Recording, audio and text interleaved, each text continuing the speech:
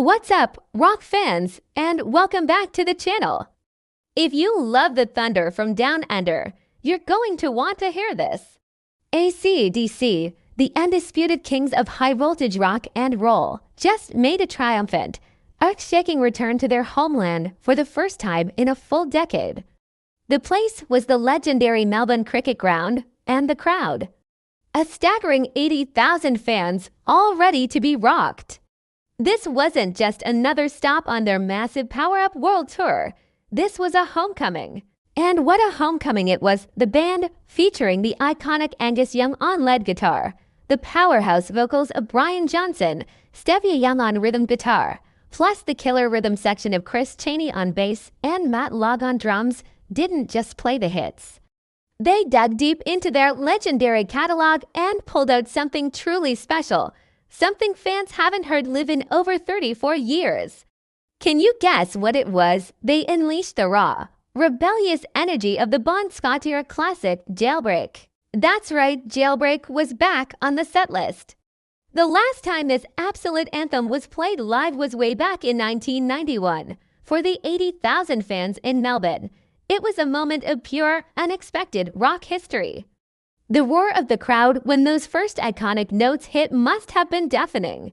For those of us who weren't there, thankfully, the internet is already buzzing with fan-shot videos. And let me tell you, it looks and sounds absolutely electric. The band sounds as tight and powerful as ever, with Brian Johnson delivering a gritty, commanding performance of the Bon Scott classic.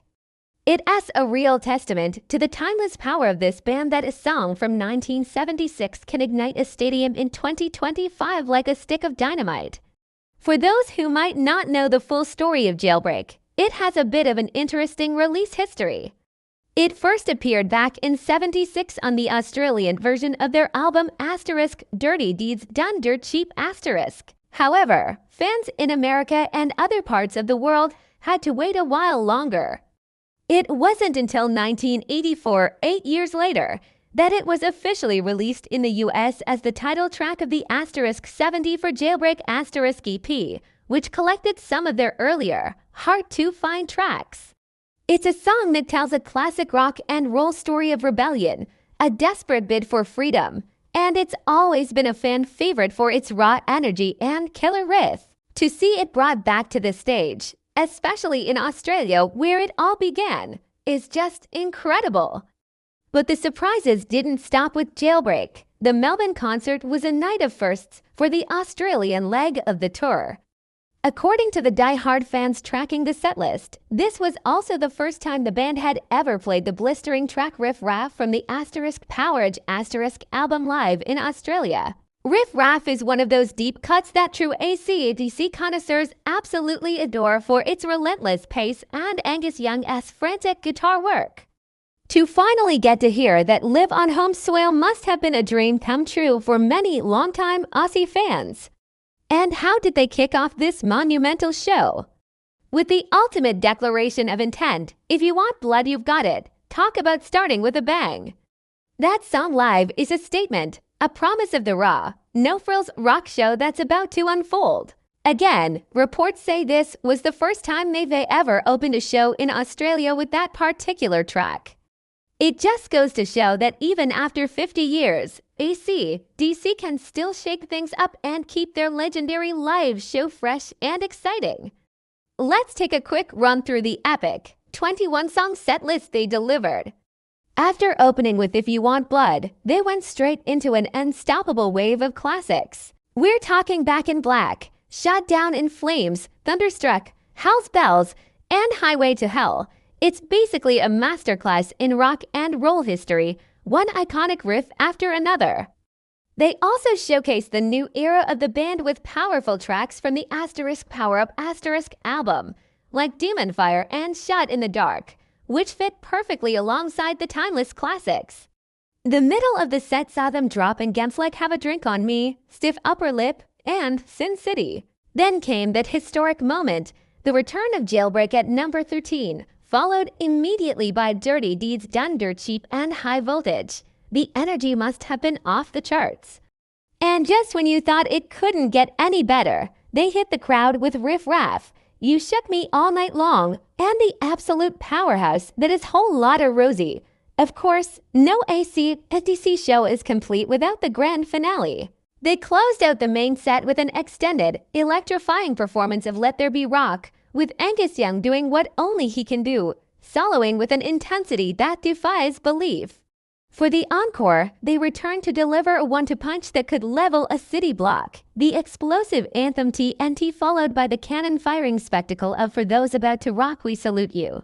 It's the perfect, definitive closing statement from a band that has defined rock and roll for generations. This massive Melbourne show was just the beginning of their Australian tour. They're doing another night in Melbourne before heading on to Sydney, Adelaide, Perth, and Brisbane over the next 5 weeks. So if you're in Australia and you have a chance to get a ticket, do not hesitate. This is more than a concert, it's a cultural event. After they wrap up their homecoming tour, the AC/DC machine keeps on rolling. They have a massive schedule lined up for 2026. Early in the year, they'll be bringing the Thunder to South America and Mexico throughout February, March, and April. The fans in those regions are famously passionate, so those shows are guaranteed to be absolutely wild. Then, for all the North American fans, get ready. Next summer, AC/DC is coming back for a 16-day tour.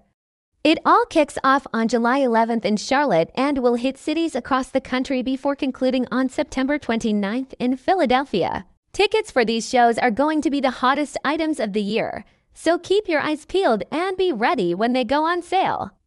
It's just phenomenal to see the band in this kind of form. Brian Johnson sounds incredible, his voice still that perfect blend of gravel and power. Angus Young is, as always, a force of nature, a blur of energy in his schoolboy uniform, still playing with the fire and passion of a teenager. And the rest of the band, Stevie Young, Chris Chaney, and Matt Luck are providing that incredibly solid, driving foundation that is the bedrock of the AC/DC sound. They are a well-oiled machine, delivering a show that is pure, unadulterated, high-energy rock and roll. This tour, and especially this historic Melbourne show, proves that AC/DC is not just a legacy act. They are a living, breathing, and incredibly loud testament to the enduring power of rock music. They are still at the top of their game, selling out stadiums and delighting generations of fans with a show that is both timeless and thrillingly immediate. The fact that they still pulling out 34-year-old surprises and giving deep cuts their live debut in certain countries shows a band that still cares deeply about their music and their audience. They are, and always will be, for those about to rock. What do you guys think? Were any of you lucky enough to be at the Melbourne show? What song would you lose your mind over if they brought it back to the set list? Let me know down in the comments below. It's always great to hear from the global AC/DC family.